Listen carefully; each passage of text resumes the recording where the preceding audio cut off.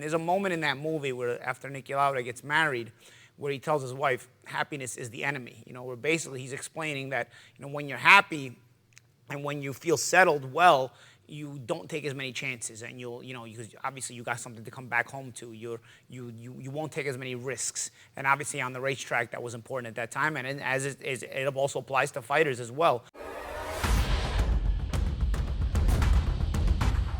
Ladies and gentlemen, it is time for Boxing Scene's Top Stories, only on ProBox TV, your boxing channel. I am George D. Metellus. Quick reminder to download the ProBox TV app where apps are available. And the beauty of getting ProBox TV on the app is the insights of our world champions. We have Chris Algieri and Paulie Malignaggi joining us here on Top Stories. A former unified 140-pound champion and U.S. Olympian, Jose Ramirez, steps back into the ring this Saturday when he meets WBO top-ranked challenger Arnold Barboza Jr.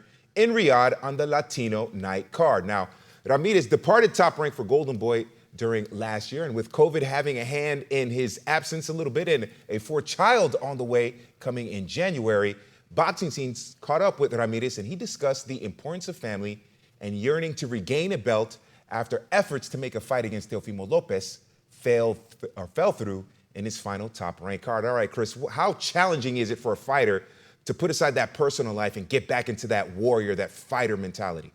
Well, I think it depends on the individual, because many fighters use having a family or children or whatever as a fuel for them to train harder and to go out there and achieve what they need to achieve. And some guys get a little bit soft. They have some children, they get married, they start being more concerned about the family. Also, they've made some money, and things, kind of fall off in terms of your dedication. You're not 100% dedicated to the sport.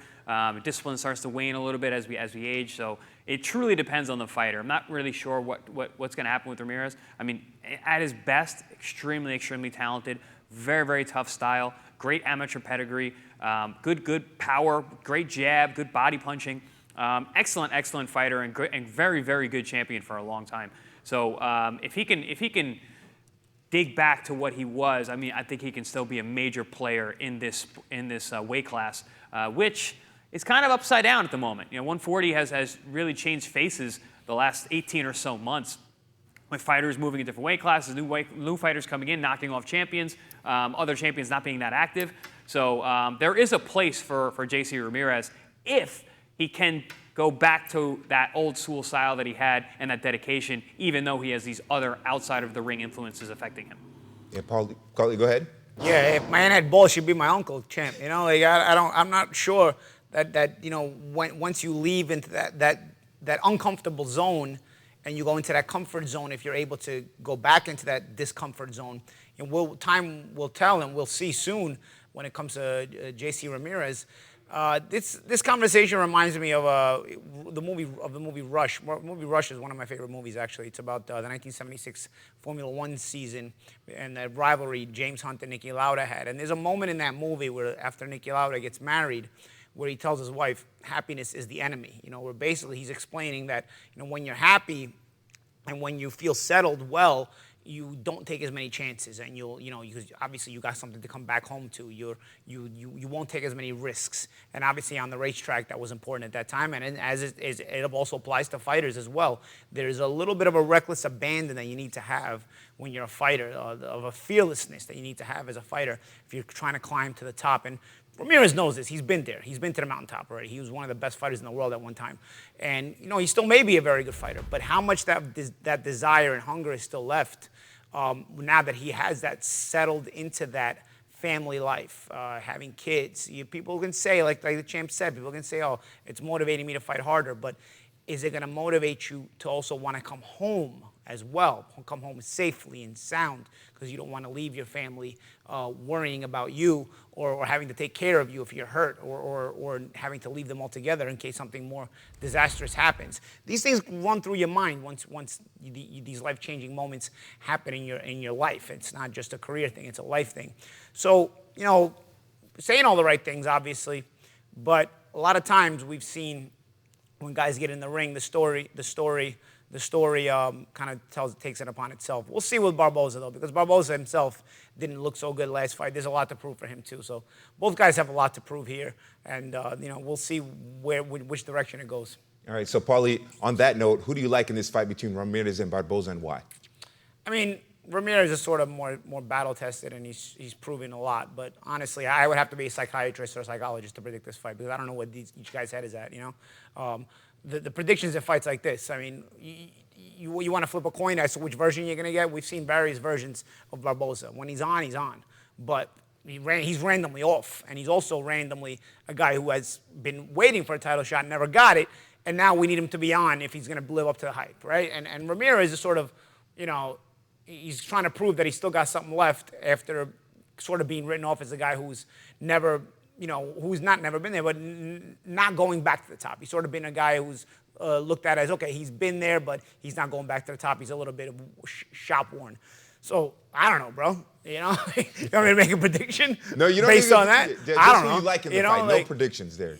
Yeah, I like both guys, and I also don't like both guys, in the regard that, I don't know how much each guy has left, so I don't like that, and I like both guys in that, they're both good fighters when they're at their best, but again, I don't know if they're at their best, so we'll see. Yeah. All right, Chris, same question there. Who do you like between Ramirez and Barboza, and why? I'm going to go a little bit the opposite way of Paulie. So, because Lauda, after he got married, he still had a very, very illustrious career, won a lot of really big races. Lauda wasn't a reckless driver, so he made the point made, but Lauda was a very cerebral guy. He was always looking at sort of like you, man. You're looking at the little technicalities, the subtle, ingenious things, while Hunt was the reckless guy. Hunt never succeeded again after 1976. And to that point, that's why, I don't have any kids. But also, if you remember the end of that movie, Hunt goes, I didn't just win the biggest thing of my life to go back and train right away, while Lauda was going back and training. Well, there was a reason why Lauda had success afterwards and Hunt never did again. But in this sport, I guess in that sport too, also a very, very dangerous sport with discipline and consistent training really matters. But with boxing, another point to where Ramirez is at that potentially this could be, won't affect him negatively.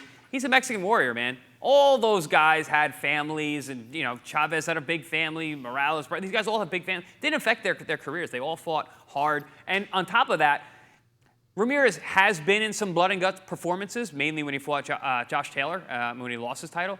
But for the most part, he's the technician himself. He's a very, very high-level amateur, very, very high-caliber guy. He's an aggressive boxer. Absolutely. But these Mexicans, they're not back foot boxers. Even when they're technical, like Ramirez. But like I said, those guys had families boxer. and still kept up. I think he's going to go out there and perform. And I actually also think Barboza's going to go out there and perform because Barboza's the guy, as you said, Champ, has been on the outside looking in, never got his shot, never got that title, never got to get to the point and be like, oh, I made it.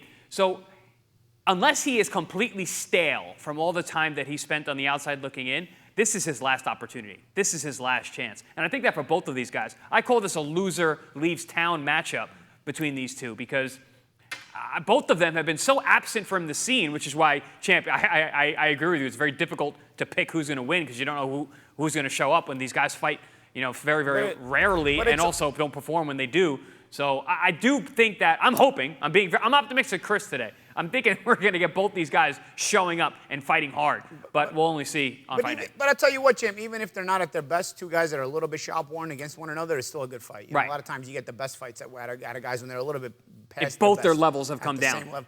But nonetheless, this is the kind of fight boxing needs, kind of fight where you can't really predict the winner. When you can predict the winner, when we're sitting here predicting winners easily, it's not a good fight. But also, Champ, this fight, I feel like it makes sense. It's two guys who are kind of in the same place. Okay, let me ask you this now, Champ. In their best, primes, both fighting, who wins? Ramirez. All day. I feel the same way. Okay.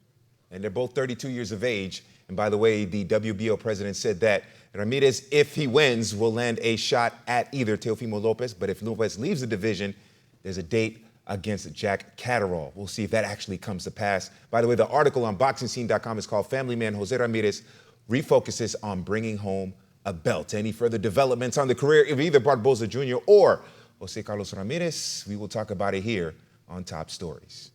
Remember to scan the QR code, like, subscribe, and leave your comments on our YouTube channel. Download the ProBox TV app where apps are available. On YouTube and on the app, you can watch the champs watching the Mike Tyson-Jake Paul fight as you turn down the commentary on Netflix and listen to the champions give their insights on the Mike Tyson-Jake Paul fight. And then a couple of weeks later, ProBox TV returns to Ireland, the Contender Series, December 7th, a fantastic fight card in Ireland. I am George DeMatteis, and this is Boxing Scene's Top Stories. ProBox TV Contender Series. On December 7th, look for an all-out Irish war as Dylan the Real Deal Moran battles Tyrone the Mighty Celt McKenna at the top of a stacked ProBox-worthy card.